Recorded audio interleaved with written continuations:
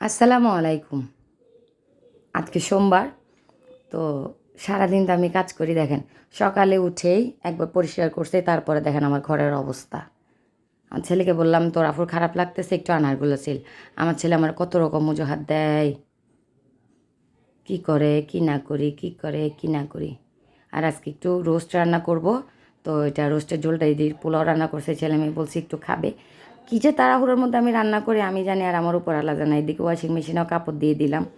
আমি তো 2-3 বার করে কাপড় দিতে হয় আলাদা আলাদা করে। রং টং উঠতে তো আবার সমস্যা। এই যে আমার মেয়ের রুম দেখেন কী রুম, সব সময় চকচকা ঝকঝকা রাখে। আর আমার সামনের রুমটা আমার ছেলে মেয়ে দুইটা মিলে, আমার মেয়েটা তো 1 নম্বরের, কি বলবো, দুষ্টু। কোনো জিনিস সুন্দর করে রাখা যায় না। এদিকে আবার আমি রোস্টটা বসাই দিয়ে এগুলো গুছাইতে গেছিলাম, এদিকে রোস্টে একটু ঝোল রাখছে আমার ছেলে। আবার রোস্টের ঝোলটা বেশি পছন্দ করতে, একটু ঝোল তো আমার রাখতেই হয়। আর এদিকে আমার রুমে আসলাম, দেখেন আমার রুমটার অবস্থা। মানে আমার মেয়েটা যেদিকে যাবে সেদিকে সেই নোংরা করবে। সে সব সময় ব্যাগ গুছাই গুছাই রাখে, সে চলে যাবে, সে তার আফুর সাথে কালকে চলে যাবে। বলেন ওরে কেমনে বুঝাই। এই আমার মেয়ে এদিকে নিজে নিজে সাজছে দেখেন। সাজে নিজে নিজে কবিতা পড়তেছে, ও নিজে নিজে সাজবে। গোসলের পর ও সাজতে হবে, দেখেন না ও সাজগোজ চোখে কী জানি ডলি, কী জানি অবস্থা করছে। সারাক্ষণ ওর দুষ্টামি নিয়ে আমি পাগল। আর আমারে বলতেছে ব্যাগ গুছাই রাখছে, আমি কিন্তু কালকে চলে যাব। আর আমি চিন্তা করে করে বলতেছি যা ভাল লাগে বাবা তা করো। আর আমার অবস্থা দেখেন, আমার ছেলে আমার পিছনে। এই আমার পুরা ঘরটা, আমার মেয়েও চলে যাবে আর আমার ঘরটাও।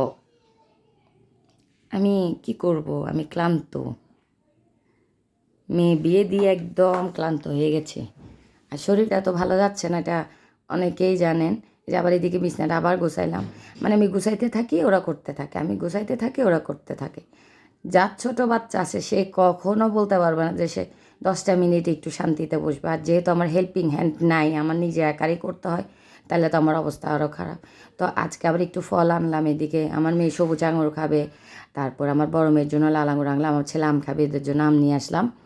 তো এই করে করে আসলে আমার দিন পার হয়ে যায়। আমাদের পাশের বাসার একটা ছোট বাচ্চা আসলো, সে বললো আম খাবে, আমি আবার ওর একটা আম কেটে দিলাম ওই বাচ্চা মেয়েটাকে।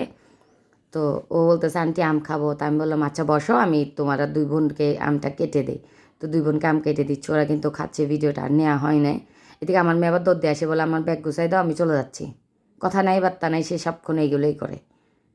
তো দেখেন ওর জিনিসপাতি সারা ঘরে ছড়ানো ছিটানো, আমি কি করব। আর আপনাদের কার কার বাচ্চাদের এই অবস্থা আমাকে অবশ্যই একটু কমেন্ট বক্সে জানাবেন। আর আমার ভিডিওটা ভালো লাগলে অবশ্যই লাইক কমেন্ট শেয়ার দিয়ে আমাকে একটু সাপোর্ট করবেন। আসসালামু আলাইকুম।